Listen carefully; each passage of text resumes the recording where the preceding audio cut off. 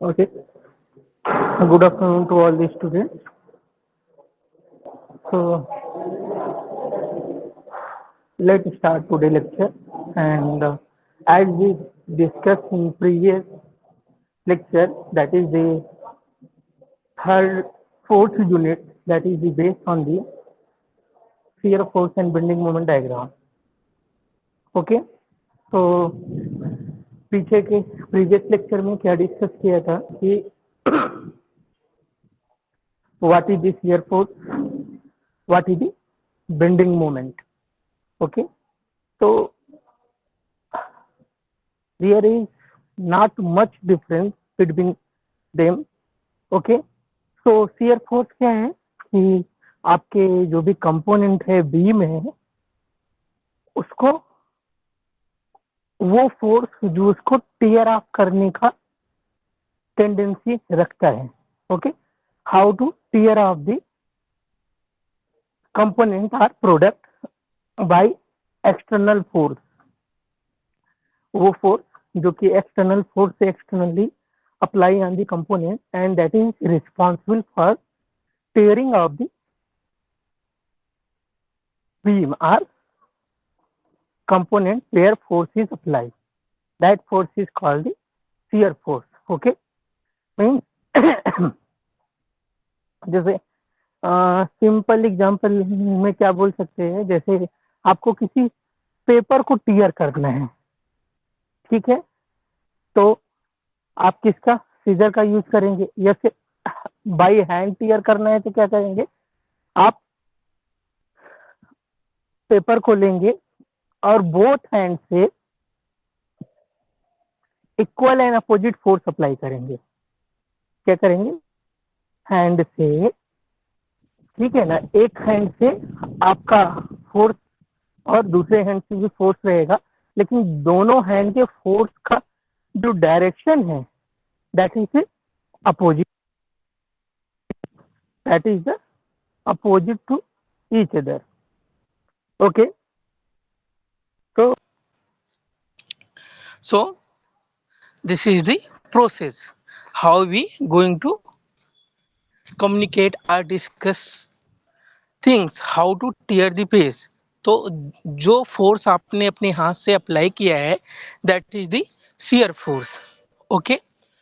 So what is the now bending moment. तो bending moment as नाम जिसका suggested है, as their name, a force which is apply on the component or beam and tend to bend the beam, means beam को bend करने के लिए responsible है, that is called the bending force. Okay.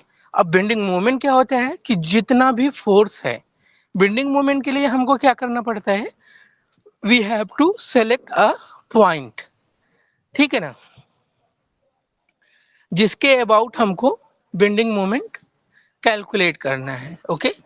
we have to select a point about which or about that we have to calculate the bending moment. Okay. Because bending moment is the Newton meter, means unit of the bending moment is Newton meter. Newton, what is Newton? Newton is the unit of force, and what is meter? Meter is the unit of distance. Okay. तो particular एक point fix करेंगे, है ना, किस point के हम about हमको bending moment find out करना है. Then we have to multiply this distance from the axis of the force. ठीक है. कैसे कैलकुलेट करते हैं कि आपका एक्सिस ऑफ द फोर्स क्या है और जो फिक्स पॉइंट है जिसके अबाउट हमको बेंडिंग मोमेंट कैलकुलेट करना है उसका डिस्टेंस कितना है. Okay. That is the all about the bending moment and shear force. Okay. तो डायग्राम क्या है, ये सारी चीजें मैं पहले ही बता चुका हूं, लेकिन just I repeat that. Okay. तो जो भी जितने भी force, whatever the force apply on the beam, we have to show that in the form of curve, in the form of curve. And where we have to draw the curve, कि हम जो curve है जो कि shear force को represent कर रहा है वो कहाँ पे ड्रॉ करते हैं? सिंपली ग्राफ पेपर पे भी ड्रा कर सकते हैं और सिंपली पेज पे भी ड्रॉ कर सकते हैं with the help of x y axis, with the help of x y axis. ठीक है ना, कि something so we can represent in the x direction and something we have to represent in the y direction. Okay, clear? Now I'm going to share the ppt so you can better understand. Okay,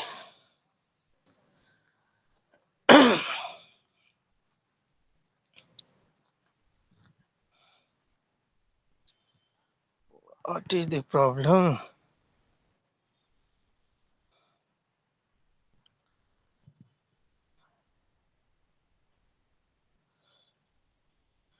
Okay, so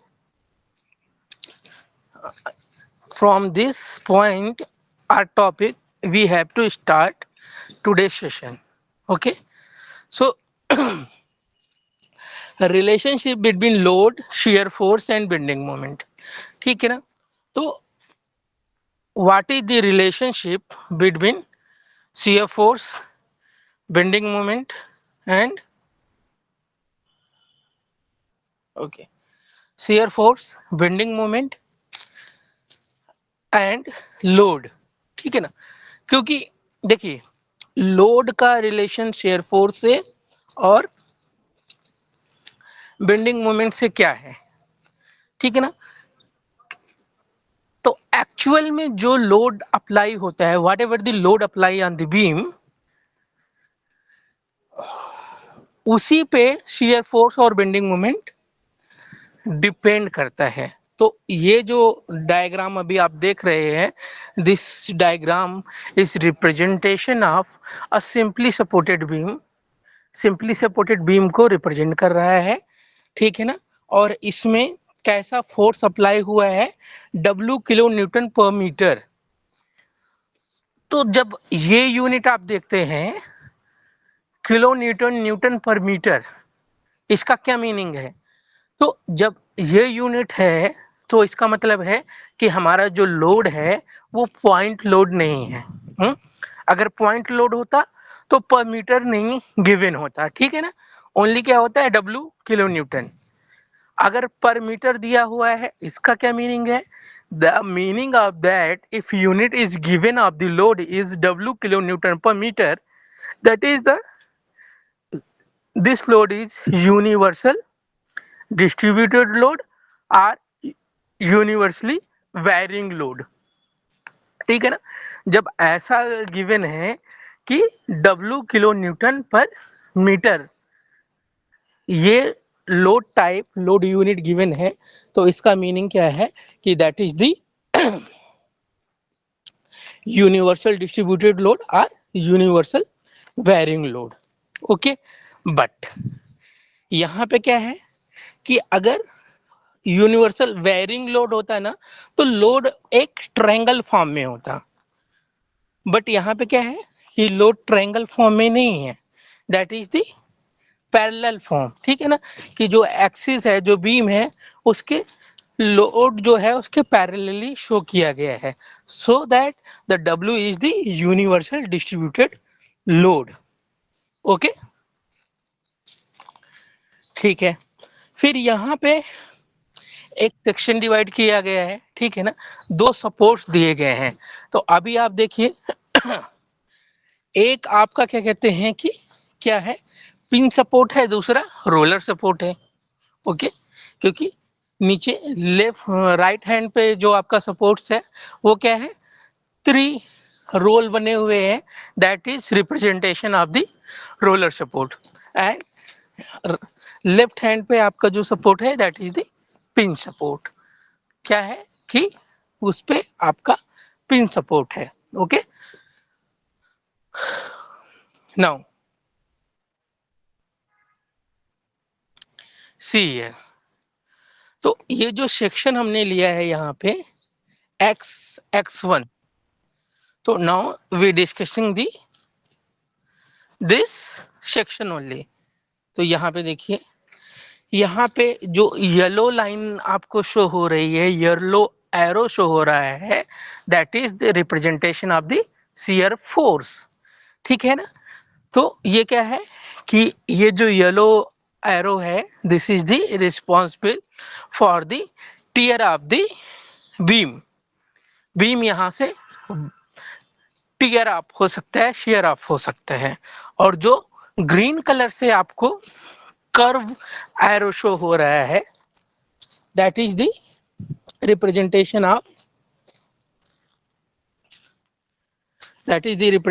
of what, bending moment. Okay, तो ये क्या है, bending force को represent कर रहा है। ठीक है, बेंडिंग मोमेंट को रिप्रेजेंट कर रहा है। Okay, now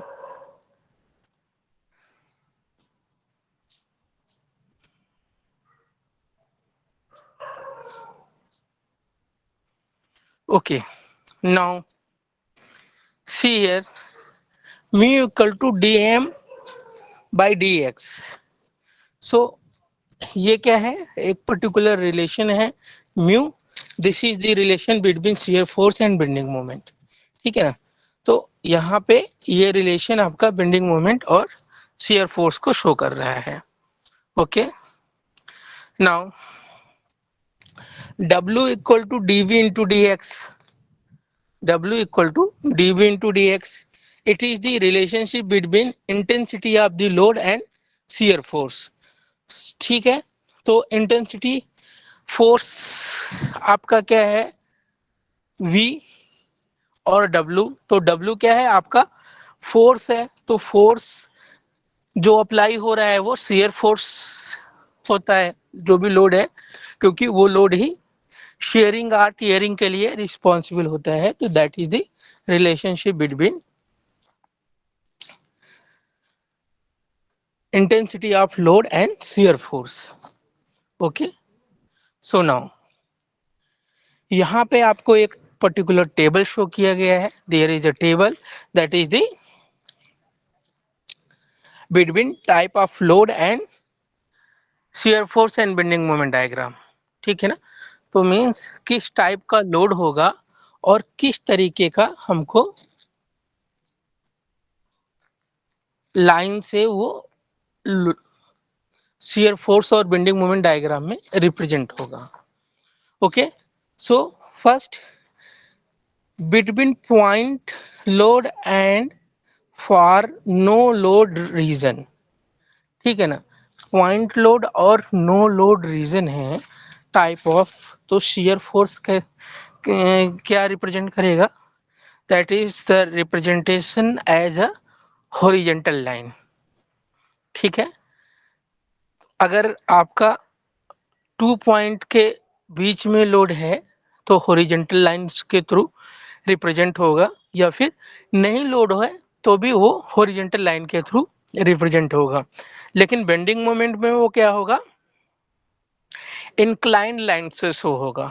same things in the bending moment diagram represent by the inclined line. Uniformly distributed load. ठीक है ना, अगर यूनिफॉर्मली डिस्ट्रीब्यूटेड लोड है, मीन्स यूनिफॉर्मली डिस्ट्रीब्यूटेड लोड का what is the unit, Newton per metre. Okay, so in the shear force that represent by the inclined line। Okay, लेकिन bending moment में कैसे show होगा, 2 डिग्री कर्व। ठीक है ना, curve से रिप्रेजेंट करेंगे, may be parabola. Okay, may be parabola. ठीक है, पैराबोलिक शेप में हमको यूनिफॉर्मली डिस्ट्रीब्यूटेड लोड को शो करेंगे। That load should be shown in the form of curve line. Okay, uniformly varying load. ठीक है ना। अब यूनिफॉर्मली वेरिंग लोड होता है तो क्या होता है कि शेयर फोर्स में वो कर्व शेप में चला जाता है। मींस वेरिंग लोड रहेगा तो शेयर फोर्स कर्व शेप में जाएगा like a parabola. Okay, 3 degree curve, 3 dimensional curve हमको बेंडिंग मोमेंट में मिलेगा, that is like cubic parabola. Parabola रहता है लेकिन वो क्यूबिक पैराबोला है, that is the cubic parabola. Okay, that is the cubic parabola. तो यहां से आप रिप्रेजेंटेशन आप दी फोर्स समझ सकते हैं कि किस टाइप का फोर्स अप्लाई है और उसको हम किस टाइप का लाइन उसके लिए ड्रॉ करेंगे शियर फोर्स और बेंडिंग मोमेंट डायग्राम में। बहुत ही इंपॉर्टेंट है ये, वेरी इंपॉर्टेंट टेबल। ठीक है, तो इस टेबल की हेल्प से हम ये माइंड में रख सकते हैं, keep in mind that is we draw which type of line according to the applied force, according to the applied force. Okay,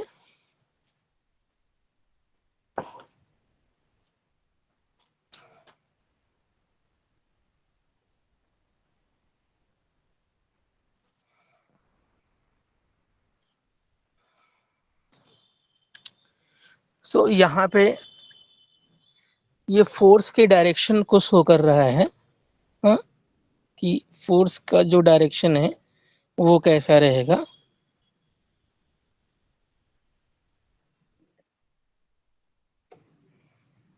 is coming, कब तक आते रहते student.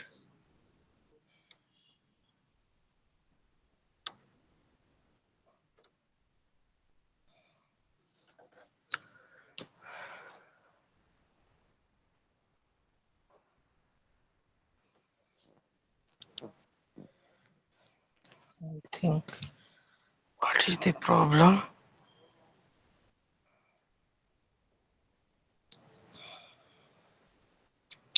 Again, start here. Okay, so पहला first diagram है जिसमें आपका same beam है, that is represent for the relationship between load shear force and bending moment. तो सिंपली सपोर्टेड बीम ही है, तो ये जो 3 एरो है ये आपके पॉइंट लोड को रिप्रेजेंट कर रहे हैं और all the load is tend to downward, downward direction में ट्रेंडिंग है। Okay, next,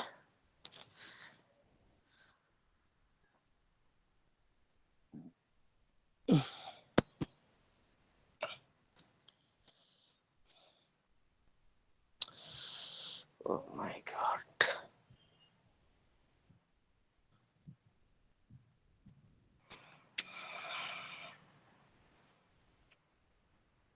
auto rotation of.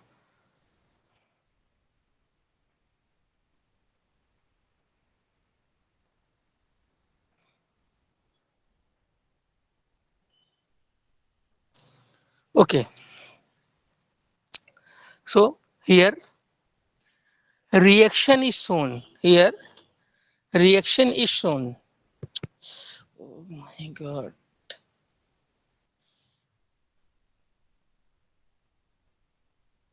अरे यार, तो बहुत ही परेशान कर रहे हैं।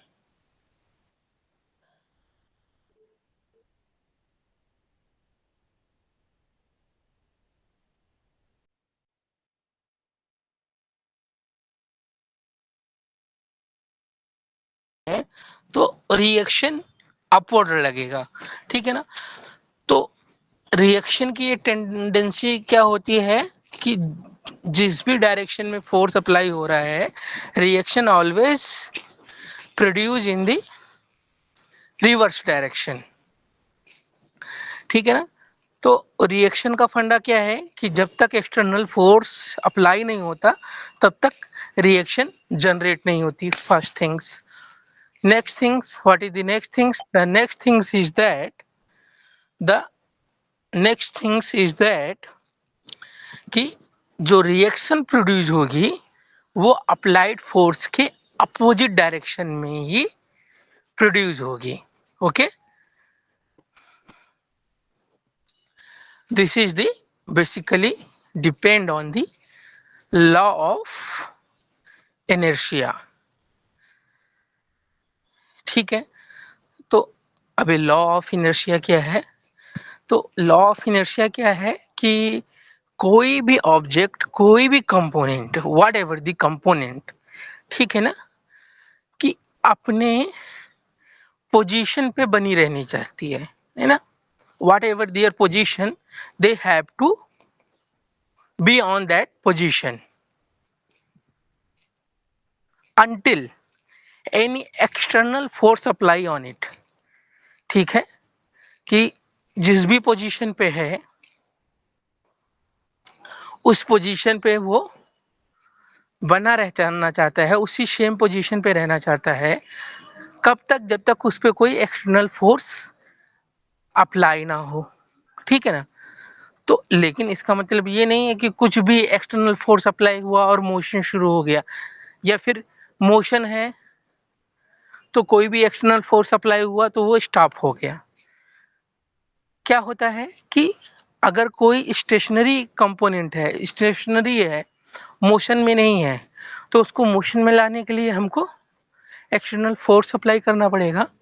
और एक्सटर्नल फोर्स अप्लाई करके फिर क्या करेंगे, वो उसमें हम मोशन दे सकते हैं. लेकिन प्रॉब्लमेटिक थिंग्स क्या है कि जब हम फोर्स अप्लाई करेंगे तो बॉडी रिएक्ट करेगी, उसी को हम रिएक्शन करते हैं. मींस वो अपनी पोजीशन बचाए रखने के लिए जो भी फोर्स अप्लाई करेगी ऑन द एक्सटर्नल फोर्स, ठीक है ना, that is the reaction force.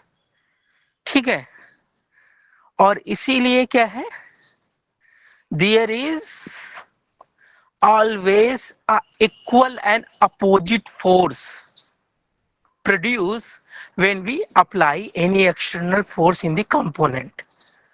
ठीक है, this is the universal law.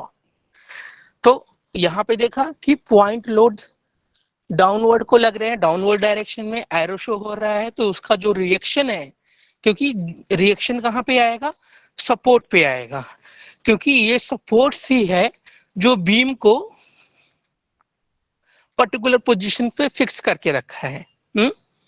तो पर्टिकुलर पोजीशन पे बीम को फिक्स करके रखा है, इसलिए जो भी रिएक्शन आएगी वो सपोर्ट्स पे ही आएगी और कहीं पे नहीं आएगी.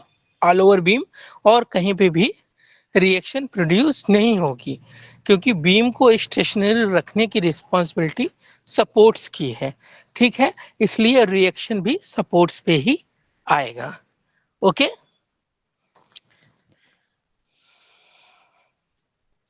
तो यहाँ पे देखिए ये डॉटेड लाइन शो कर रहे हैं कि एक्शन ऑफ द फोर्स, कि फोर्स का एक्शन क्या है, और उसका पर्टिकुलर वर्टिकल लाइन में जो डॉटेड लाइन है वो उसके एरिया को रिप्रेजेंट कर रहे हैं.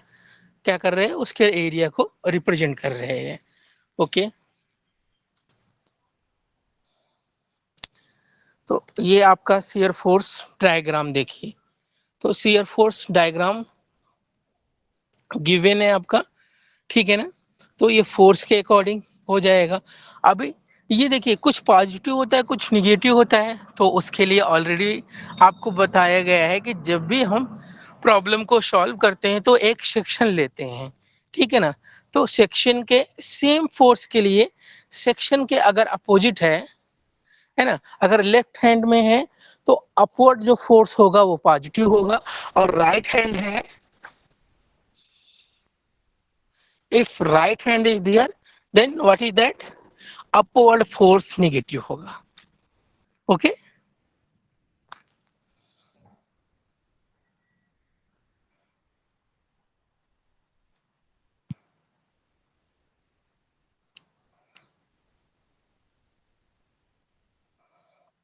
now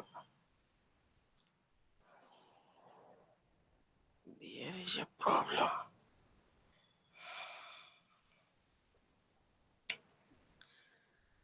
ठीक है। तो bending moment diagram and shear force diagram आपको समझ में आया। तो यहाँ पे देखिए ये डायग्राम, ठीक है, this is a diagram where point load and universal distributed load is apply. Point load and universally distributed load is apply. Okay, so same things यहाँ पे देखिए कि ये जो बीम है ये आपका ओवरहैंगिंग बीम है, ठीक है ना, क्योंकि जो सपोर्ट्स है वो एंड पे नहीं है, वो क्या कहते हैं आपका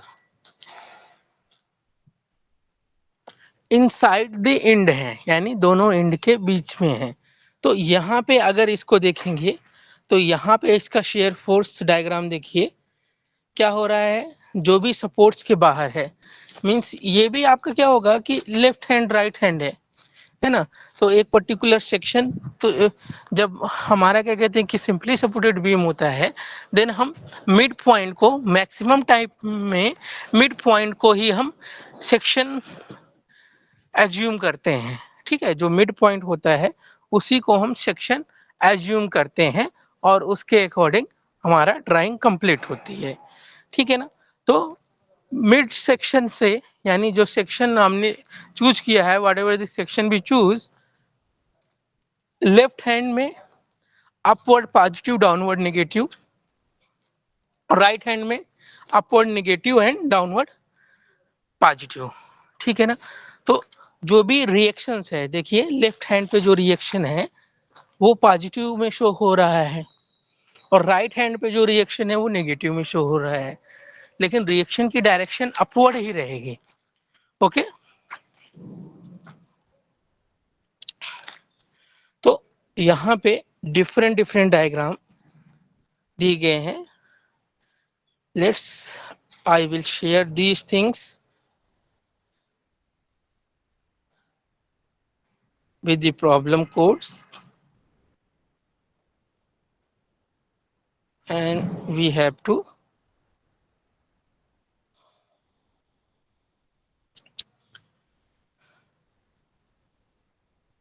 there is a problem in visualization. Okay, let's open this file once again so that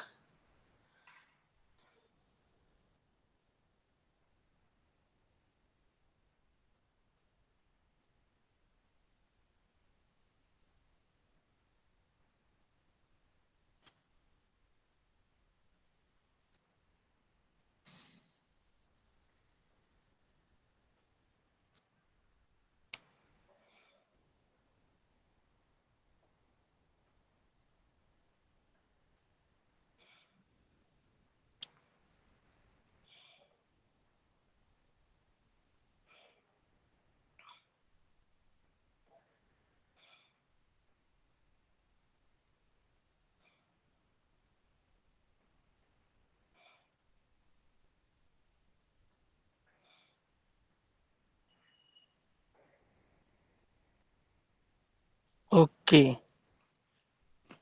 So students, this is the visualization problem.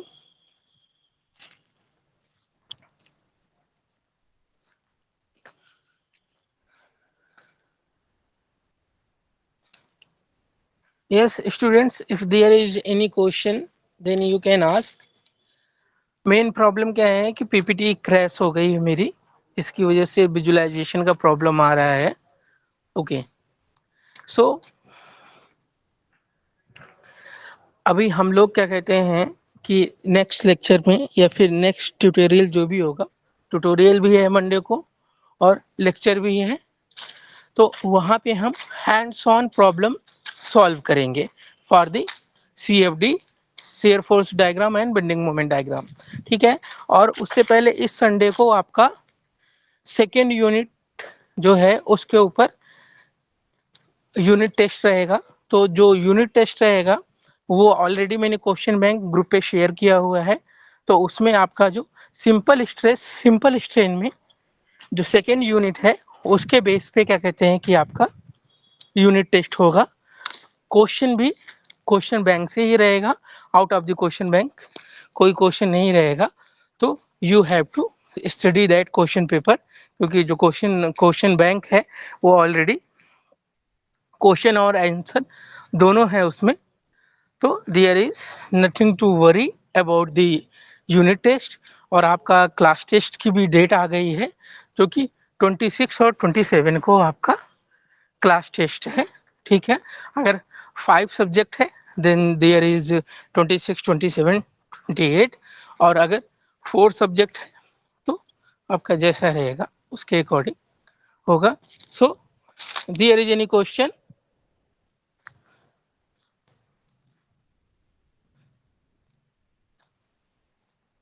ठीक है, okay students, if there is no any question, then you can leave the classroom and we have be prepare for the next lecture।